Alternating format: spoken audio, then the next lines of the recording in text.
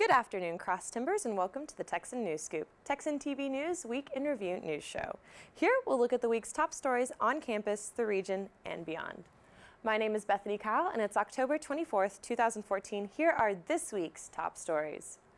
On campus, Tuesday evening, the Fine Arts Auditorium filled to hear Dr. Chris Guthrie become the inaugural speaker for the last lecture series. According to the Tarleton website, the idea for the last lecture series is that each speaker will respond to the question, if you had but one final opportunity to address your students and colleagues, what would you share with your audience? Dr. Guthrie did this with his lecture entitled, When in Rome, Do as the Romans Do. From here moving forward, students will get the opportunity to choose who the last lecture series speakers will be, nominating professors who have inspired them and influenced their education or lives. Faculty fellows will be working with the Student Government Association to choose a speaker for fall 2015. There are a few other events on campus to be aware of going into the next week. On Saturday, TSU will host the first Texan tour of the school year, inviting potential freshmen to campus to learn about the school. So expect the campus to be full and busy on Saturday. Next Wednesday, there will be a public tuition and fee hearing. The TSU website states that it will be open for all students and the public to attend to hear about changes that may be coming for tuition and fees in the 2015-16 year. It will be at 5:15 p.m. in Science 111. In regional news, early voting for general elections opened nationally this week.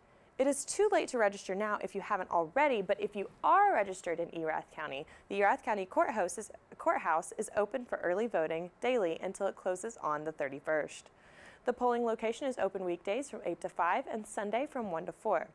On the general election ballot, voting is for Senate and House representative positions, Lieutenant Governor, Attorney General, Comptroller, Land, Agriculture, and Railroad Commissioners, Justice positions, and of course the biggest vote on the ballot, State Governor. If you don't make it in for early voting, General Election Day is November 4th, with multiple polling locations around the county open from 7 a.m. to 7 p.m. that day. For more information for voting in Erath County, go to co.erath.tx.us/votinginfo.html. And now we'll go to the AP for the most recent top stories nationally and internationally, which will include an update on the spread of Ebola both in and outside of the United States. This is AP News Minute. A doctor who recently returned to the U.S. after treating Ebola patients in West Africa is now being treated for the disease himself at New York's Bellevue Hospital. Dr. Craig Spencer has become the city's first Ebola patient, but officials are reassuring New York residents they are not at risk. A sixth country in Africa, Mali, has now reported a case of Ebola, marking a big setback in that part of the world to control the disease. Mali's health minister said the patient was a 2-year-old girl who had come to the country from neighboring Guinea. A rare tornado in southwest Washington state uprooted trees and tore roofs off buildings, but there were no reports of any injuries. A coin toss has been used to pick the winner of a mayoral contest in the tiny town of Pilpinto, Peru, high in the Andes Mountains. The town turned to the unusual procedure allowed by law after the candidates polled 236 votes each. Ned Barker, the Associated Press, with AP News Minute. Also to note from the AP, the first nurse that was infected with Ebola after caring for Thomas Duncan in Dallas has been released from the hospital and cleared of the virus. The National Institute of Health announced her release in a statement earlier this morning.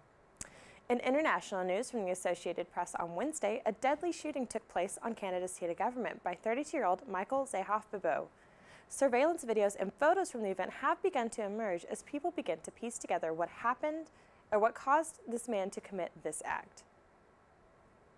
Chilling surveillance video shows Michael Zehoff-Bibeau running toward the National War Memorial with a gun, just before fatally shooting Corporal Nathan Cirillo. Moments later, Bibeau was captured on this camera, sprinting toward the Parliament building, where he went on a shooting spree before he was shot and killed. A day after the attack, a picture emerged of Bibeau as a recent convert to Islam and petty criminal with a significant rap sheet. We were aware that he had applied recently for a passport, and we were contacted to conduct background checks. The RCMP did not possess information at that time that would reveal any national security-related criminality. His criminal records indicated infractions related to drugs, violence, and other criminal activities. Police said Bibeau was in Ottawa to deal with his passport issue and was hoping to depart soon for Syria. he was not on their list of potential high-risk travelers. These are difficult threats to detect. There is no way of knowing where or when such an attack could take place. During his last 2 weeks, Bibeau stayed at the Ottawa Mission, a shelter for men. Those who knew him there said he was struggling with a drug addiction and angry over the passport issue. The desire to do drug, he told me, is very strong, and sometimes I feel shaky. I shake, he tell me to, but I still read the Quran to get control of myself, but I cannot control myself. As fears grew about lone wolf homegrown terrorists, the Royal Canadian Mounted Police had this message. Though we are calling on everyone to remain vigilant, I want to stress that you are safe. Your families are safe. Police say they believe Bibeau acted alone, though their investigation will determine whether he had any support before his attack. Emily Roseman, The Associated Press. This has been a production of the Texan News Scoop, a product of the Texan News Service from the Tarleton State University campus in Stephenville, Texas. Tune in to Northland Cable Channel 9 on weekdays at 12:30 for each day's top stories and Wednesdays at 1 for the week's top stories in Spanish. You can follow the Texan News Service on Facebook and Twitter and check out our website at www.texannews.net for all of your latest local, state, national, and international news, as well as your entertainment and sports updates and the live stream of Texan TV News. Tune in again next Friday for next week's top stories in review. Today's broadcast was produced by Katie Tonkin and Alejandra Araguin. I am Bethany Kyle. Have a wonderful weekend, Tarleton Texans.